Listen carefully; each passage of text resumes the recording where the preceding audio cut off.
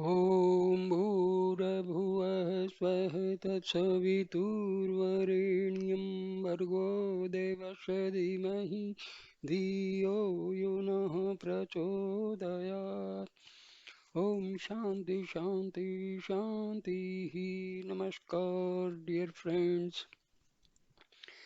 This is the third video in continuity about the book most liked and recommended by Maharshi Ramana, Kaivalya Navneetam, the cream of liberation.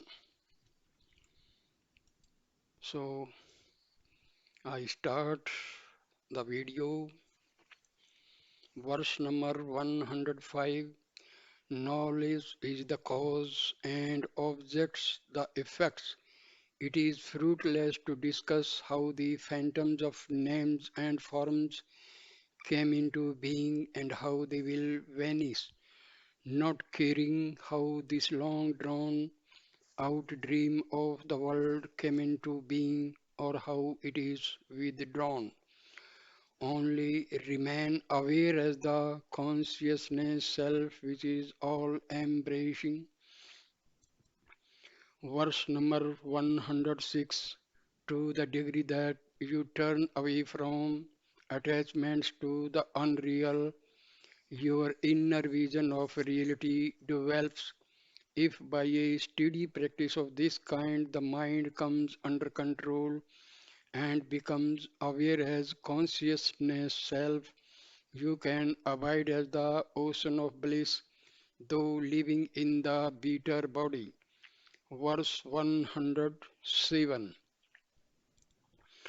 Disciple, I do not see the propriety of the statement that all beings are permeated, permeated by the single non-dual self, which is all embracing as being consciousness bliss. The existence of the jivas is clear because they all say I.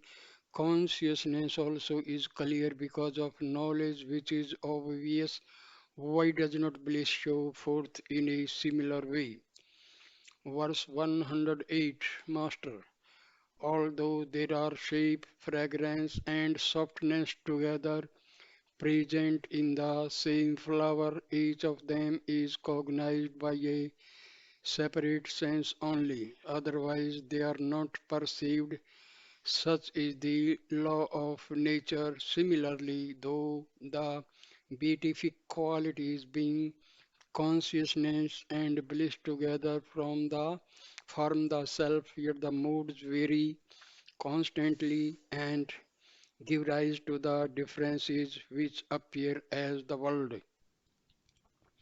Verse number 109. The three qualities, sattva, rajas, and tamas, give rise to the three modes, repose, agitation, and ignorance, respectively.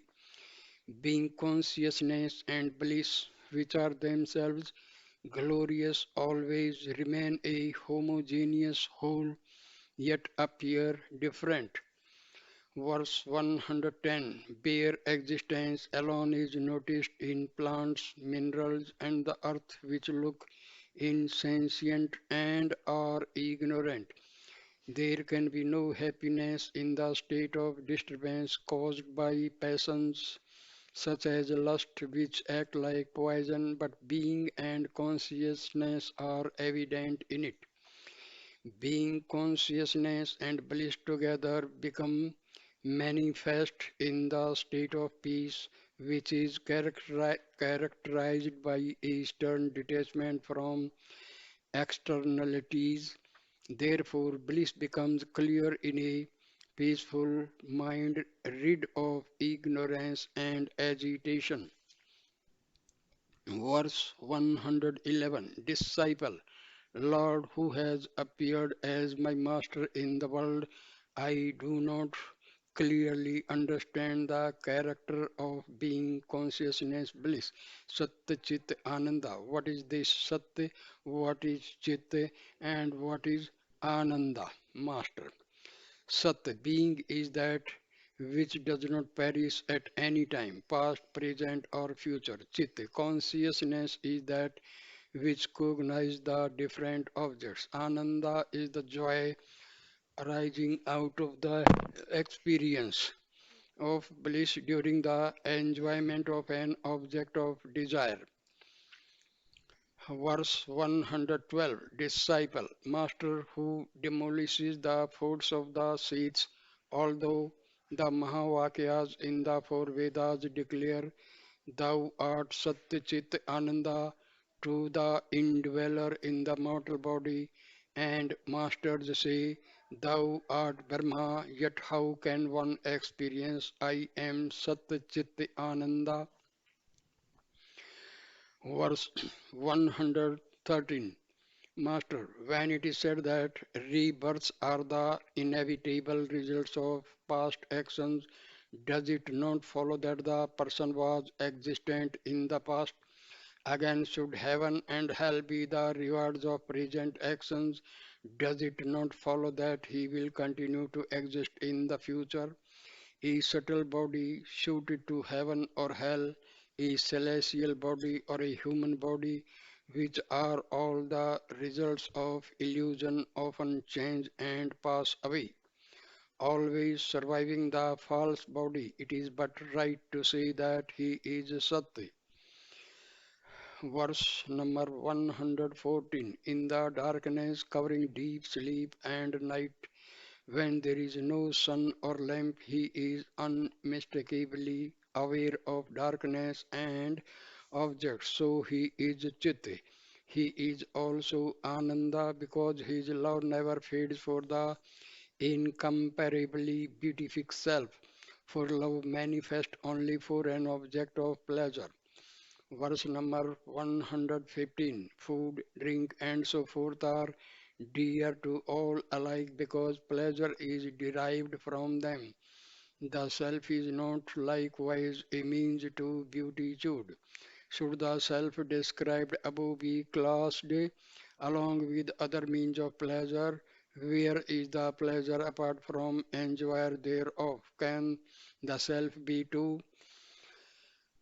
Verse 116 Love for sensual pleasure is evident, but the love for the self remains unrivaled. The love for sensual pleasures undergoes changes, whereas the intense love for the self remains unchanging. Sensual pleasures can be enjoyed or rejected, but who is there to accept or reject the self? The self can reject all other pleasures but not reject itself. Verse 117 It is wrong to imagine that the self kills itself and gets rid of itself by committing suicide in a burning passion.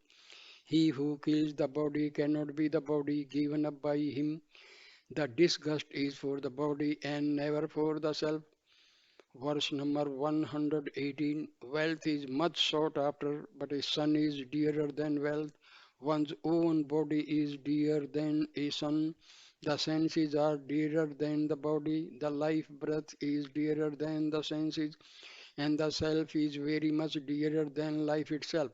This self is the essence, and the other three selves, the secondary, with the son, the illusory, the body, and the acting ones, the ego, successively increase in importance.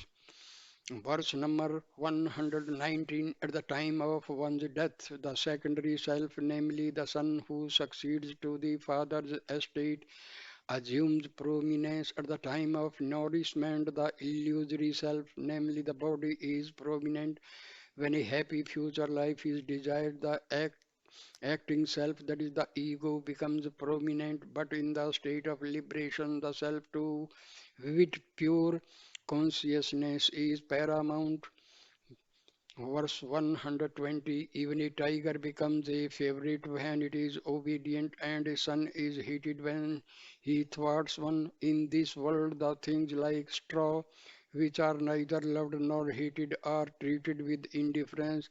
But under no circumstances does the love of the stainless self diminish for anyone. Therefore, my son, investigate your true nature, which is unbroken bliss only, and realize the self.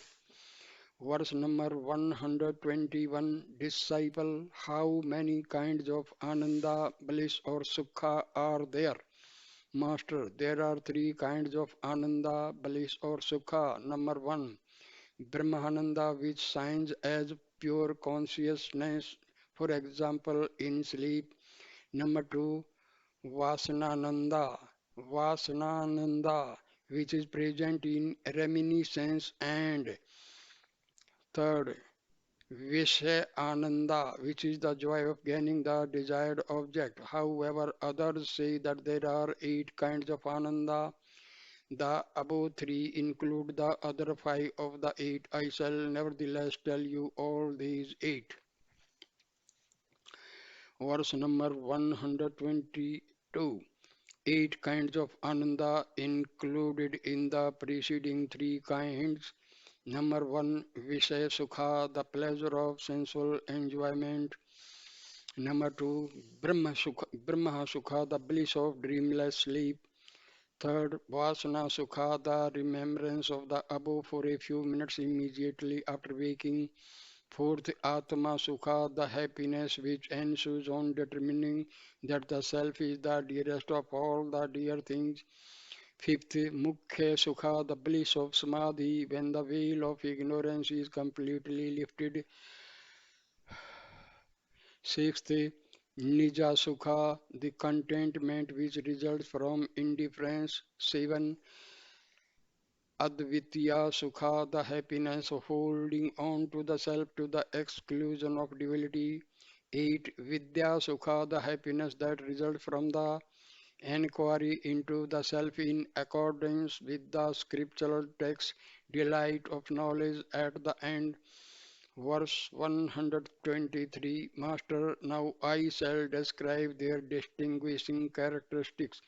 A man who is always exerting himself in the waking state seeks rest on his bed out of sheer exhaustion.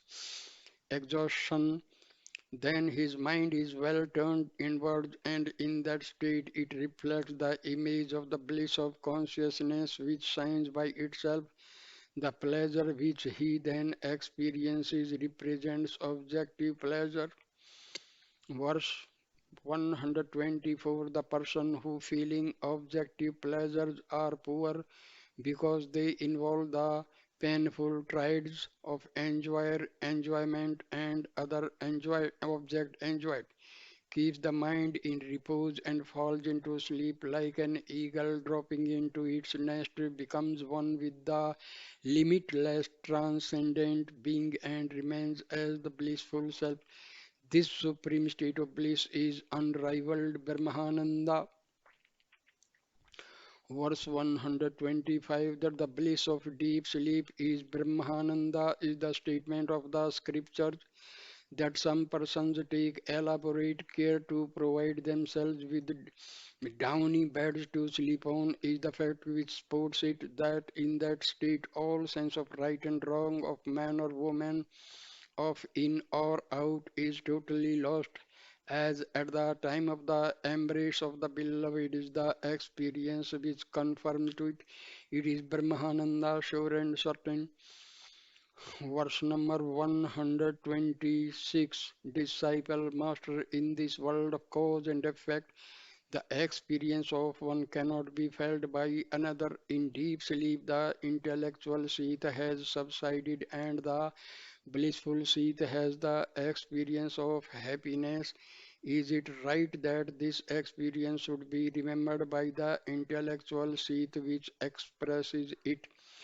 Verse number 127. Master, know that these two stand to each other in the relationship of melted ghee and solidified ghee. They differ in their limiting thoughts but not in their intrinsic knowledge. The intellectual seeth limited by the mind and active in the waking state, and the blissful one made of the bliss of pure consciousness which appears when the painful mind subsides in deep sleep, are not different from each other, just like rainwater and the water stored in reservoir, or like sugar and syrup. Verse 128, disciple, in that case, why should anyone lose hold of that non-dual bliss of Brahma and come out of it? Master, he is drawn out by the force of his past karma. The man who has just awakened from deep sleep does not immediately lose the happiness of sleep, for he does not bestir himself at once, nor forget the happiness. This short interval of peace, which is neither sleep nor waking, is the bliss of remembrance. Verse 129, at the instant the I am the body idea starts, he loses himself in the troubles of the world and forgets the bliss. His past karma brings on pain or pleasure. Peace results in equipoise.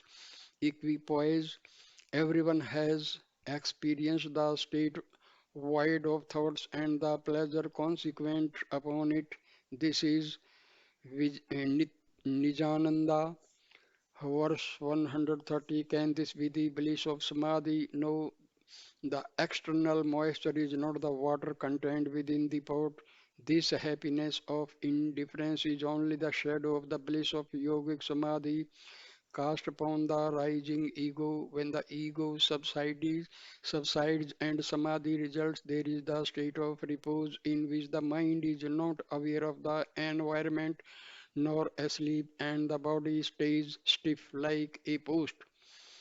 Verse number 131, of the happiness enjoyed by the sole sovereign of the world, the earthly Gandharvas and celestial Gandharvas, the brilliant Pitris, the gods existing from creation, the later gods and celestial chiefs Indra, Brihaspati, Prajapati or Virat or Hiranyagarbha or Brahma, each is 100 times as great as the preceding one, yet all are fragmentary and like froth and foam in the waters of the deluge of Brahmananda. Verse number 132, whosoever remains in the Turyatita state, the seventh and the highest plane, his experience of consciousness bliss is the same as that of Narada, Shuka, Shiva, Vishnu, Brahma, and such others free from duality or sleep. Verse number 133, I have now told you of kinds of ananda. I shall later describe the bliss of knowledge.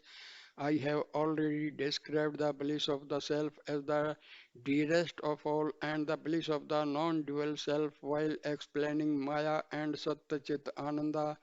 Tell me, have you any more doubts?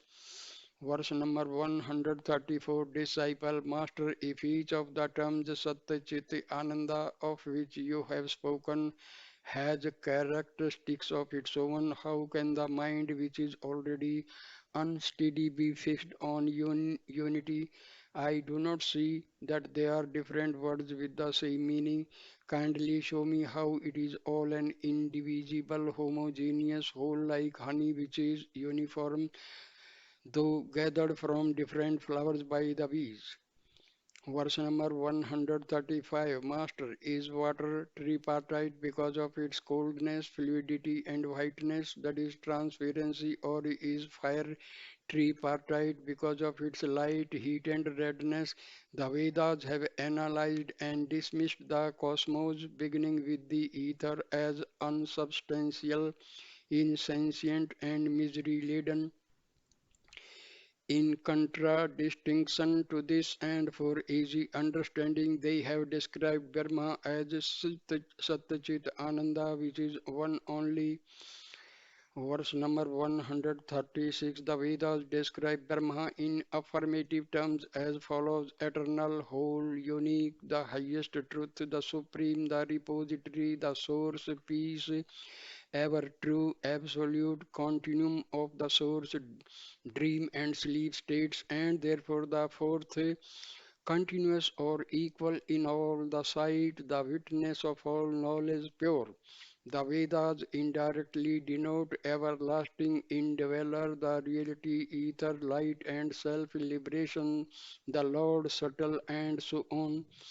Verse number 137 in negative terms as the unmoving, untainted, immortal, immeasurable, insolid, that which is beyond speech, non-insentient, the diseaseless, uncontaminated, incomparable, uninterrupted, unattainable by the mind or the senses, undivided, unborn, infinite, indestructible, that which is without qualities, undivided, that which is without limbs or parts, beginningless, bodiless, changeless, non-dual, and so on. Verse number 138 when all these qualities, affirmative or otherwise, are considered together in the right way, they point to one only, and there can be no other. Many may be the words to signify the same. The Brahma signified by Sat Chit Ananda is only one. Realize this unity and remain as one undivided whole. Verse number 139 do not say to describe Brahma by qualities is like speaking of a barren mother. Can there be anyone so talented as to understand the nature of Brahma without being told? What the Vedas have revealed out of grace for gaining knowledge of Brahma and liberation in life are not qualities of Brahma but Brahma itself.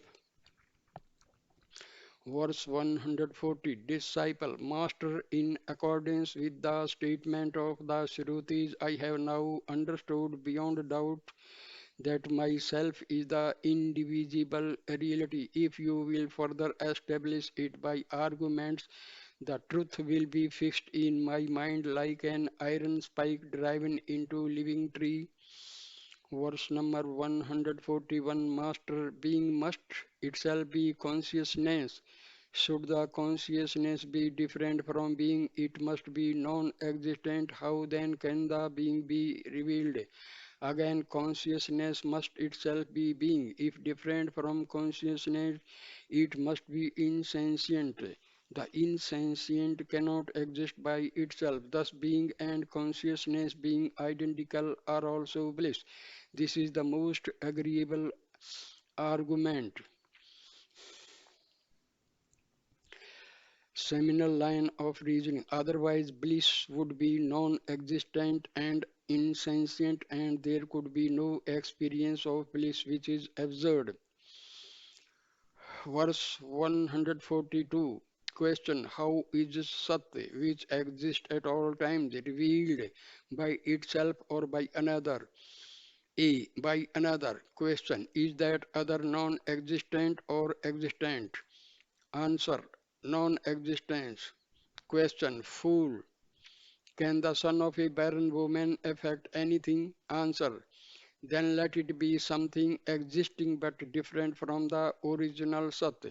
Question. How is its existence revealed? You must say by another. Will there be an end to this chain of existent things and their cognizers?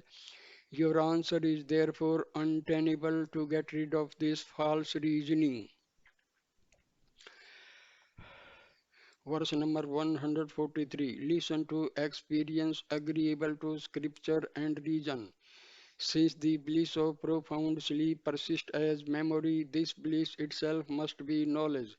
There was nothing besides it. Existing in the dissolution and deep sleep, you witness the darkness of ignorance now entering the heart, abide as the all perfect self. Verse number 144. In accordance with the teachings of the Master, the disciple realized that being consciousness and bliss are but the same reality, which is homogeneous like the honey that is gathered from different sources and was long fixed in samadhi.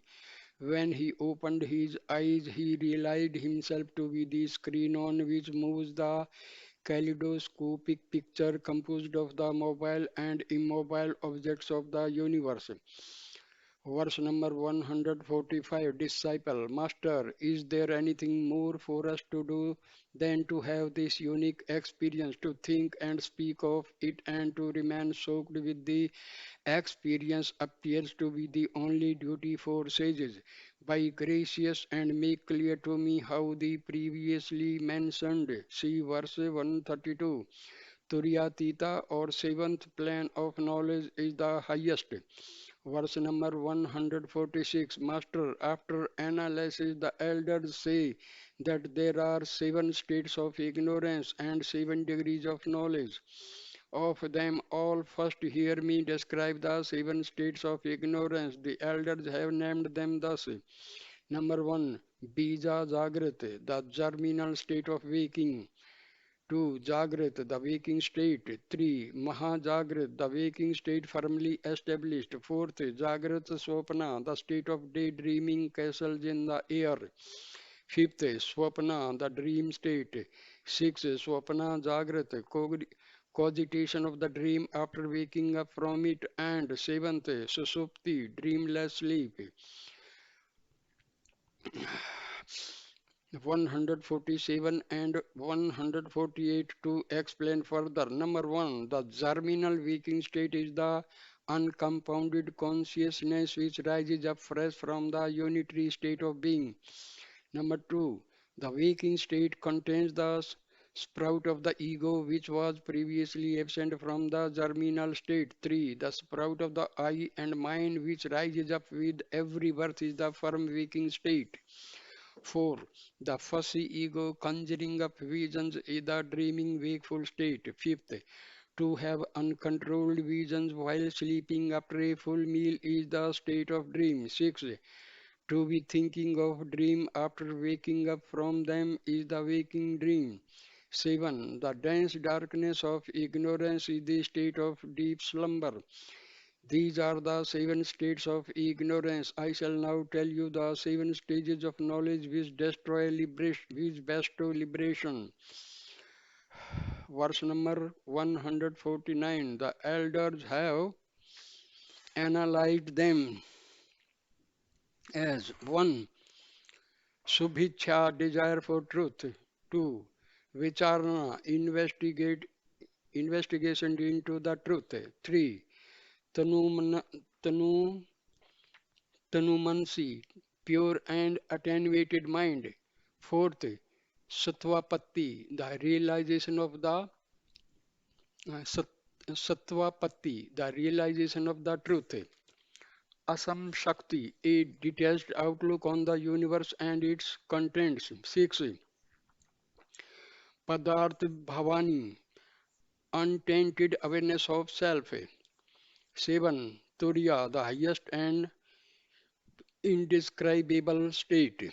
150 and 152 explain further. Number 1, to wean away unedifying associations and to desire knowledge of the Supreme is the first plan called Subhicha. Number 2, to associate with enlightened sages, learn from them and reflect on the truth is called investigation. 3. To be free from desires by meditating on the truth with faith is the attenuation of the mind. Number 4. The shining forth of the highest knowledge in the mind owing to the development of the foregoing conditions is realization. 5th. To be free from illusion by firm realization of truth is the detached outlook on the universe. 6. The bliss of the non-dual self devoid of triads is untainted awareness of self. 7. Sublime silence of very nature of self is Turiya. Here why the seventh plane was said to be Turyatita, that is beyond the Turiya. Verse 152. The first three planes are said to be Jagrat, that is the waking state, because the world is perceived in them as ever before. The fourth plane corresponds to dream, because the world is recognized to be dream-like. Even the dim perception of the world gradually vanishes, and therefore the fifth plane is called the sleep state. Transcendental bliss prevails in the sixth, which is therefore called Turiya. That is the fourth state relative to the foregoing waking, dream, and sleep states. The plan beyond all imagination is the seventh one, which the Vedas indicate as sublime silence, that is Turiyatita. Verse number 153. Some sages consider the name Turiya to be in conflict with the foregoing explanation of Turyatita, which according to them will be the glorious liberation after disembodiment. In such a scheme, the sixth plan is the state of very deep slumber as compared with the dreamless sleep of the fifth plan. I shall further tell you the peculiarities of these glorious plans. Verse number 154. Those who yet remain in the first three planes are practitioners and not emancipated. Brahmavids are those who got into the fourth plan, they are pure and liberated. Those in the next three plans are respectively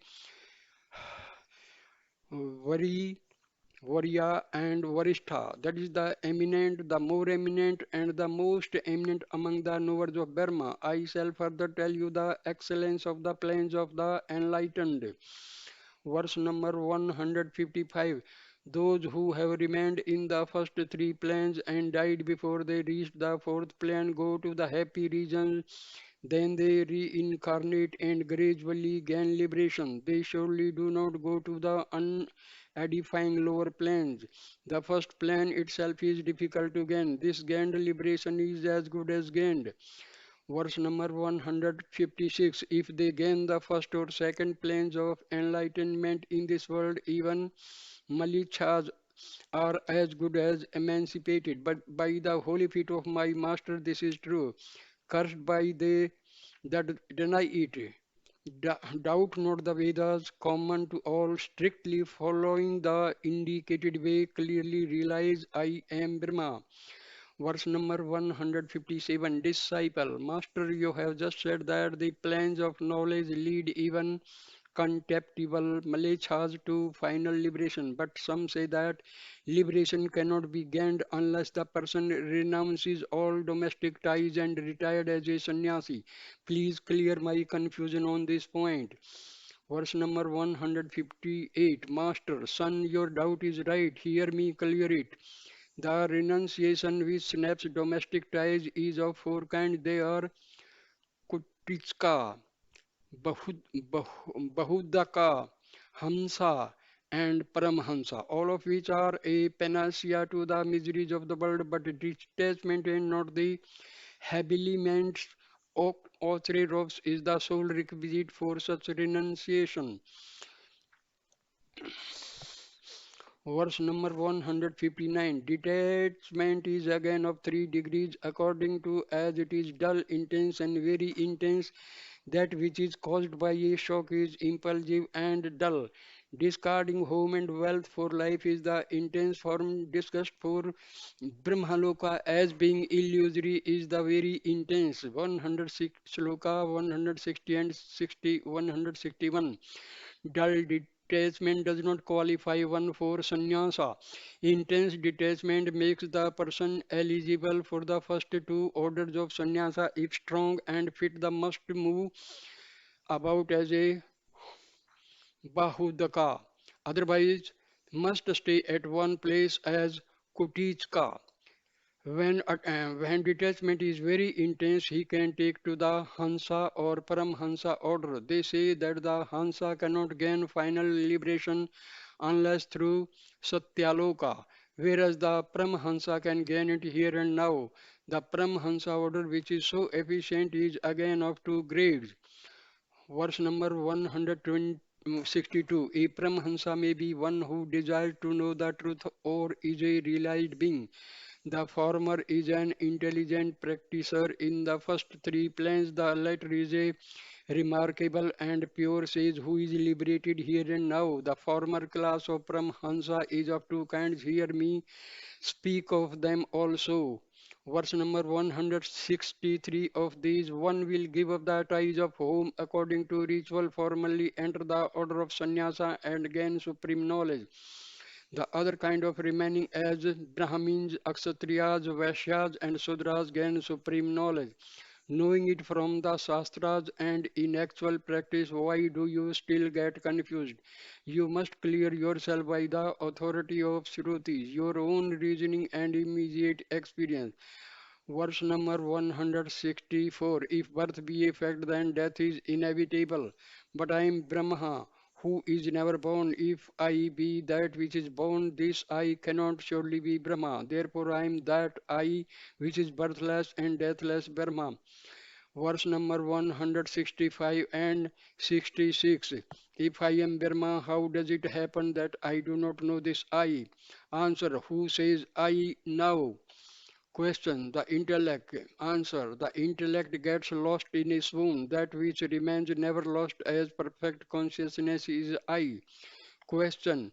This state of perfection is not clear to me. How can I experience it? Answer. There is the experience of happiness in deep sleep. And it is that no happiness can be experienced anywhere when a want is felt. Therefore, the self must be this perfection. This is the source of all. Verse number 167. The cosmos originated in the imagination of the mind. Reason shows that these worlds have their being in the consciousness. If the enquiry is pursued into the self as transcending all this and extending limitless, I remain as the one perfect being. Verse number 168. Disciple, how should I remain so that I may experience what you have described as bliss? Master, if you get rid of that mode of mind which gives rise to the states of waking, dream, and sleep, you will remain as your true being and also experience bliss. Verse number 169. If you ask how to control the activities of the mind rising up from its latencies, rule over the intellect and senses as your slaves, they will become extinct. Verse number 170. Also by gentle control of the breath, which blows like bellows, the activities of the mind cease. If you are not inclined to practice this yoga, they will cease if you root out the massive ignorance of the causal body, then to the mind stop its activity. Verse number 171. Disciple, by what means can I root out ignorance, the causal body? Master, the Shrutis can never mislead one. How can there be ignorance if you firmly fix their teaching in your mind? I am the all perfect being in whom the worlds appear. Verse number 172. Disciple, how can I remain thus when I engage in worldly transactions with wandering mind? Master, there is nothing apart from me. Whatever is seen is of me. I am he who is consciousness and which sees all this is fictitious as my dream. Verse number 173. If you always remain aware that I am perfect consciousness, what does it matter how much you think or what you do? All this is unreal like dream vision. After waking, I am all bliss.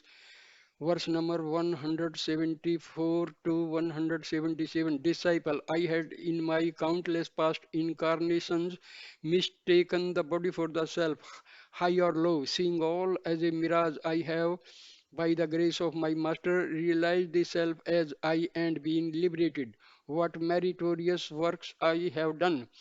I cannot describe my good fortune. I am blessed by the grace of my master Narayana of Nanilam. In my ecstasy, I threw off my clothes in the air and danced for joy. How noble have my parents been that they named me Tandava, dancer, as they even then foresaw that I would be overpowered by the joy of having realized the self and therefore dance in ecstasy. Before whom shall I pour forth this ecstatic bliss of mine? It rises from within, surges up, fills the whole universe and floods unbounded. I bow to the lotus feet of the Almighty who was so gracious as to bring me into contact with the Master who could teach me the truth according to the holy text.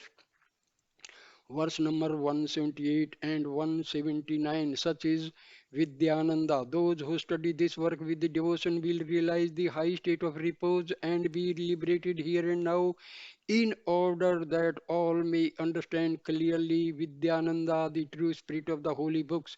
In Nanilam, Master Narayana appeared in my Smadhi and commanded me to take this Kaivalya Navneeta, perfect in every detail and free from defect. Verse number 180. Though the grace of his Lord Tandvesa has shown how freeing oneself from interior and exterior, one may be converted into the one, and having been convinced that the intended sense of the Vedas, which are beyond thought, is I, and that the body and such are but modes of sound nada, one may become the seer of all and see everything in oneself. Verse number 181. Those who without wavering recognize the one witness of blazing luster, Triyatita, which is perfected in the meaning of those three most excellent words, that thou art, will unravel the note of differences, and overcoming every obstacle will be themselves converted into the self.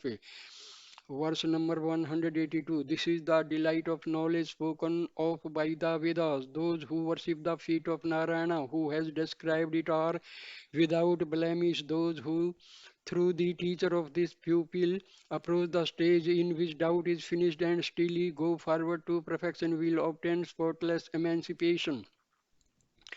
Verse number 183. The author has, through the two parts of this work, kindled the sublime light of the Spirit to the end that the eternal darkness of Maya may perish, and clearing all doubts arising from mental knowledge, which is affected by the differences, has subjected the disciple to himself. Verse number 184. Praise, praise to the author of my salvation. He placed on his head the foot of Narayana, the infinite Lord, who had made him his slave, and who by means of process of negation had destroyed what through imposition had arisen as a mere fictitious appearance, and put me in such a condition that I wish with eyes of grace can remain forever the spectator.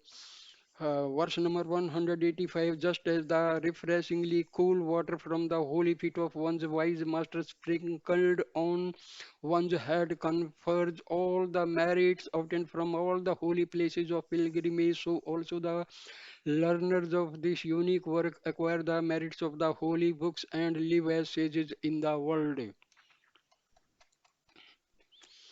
So, dear friends, this completes the book Kaivalya Navneetam, that is the cream of liberation. Thank you for your patience. Namaste, my dear friend. Please like, comment, and share the video, and subscribe my channel. This is your channel. Namaskar, dear friends. Namaskar, namaskar. Thank you.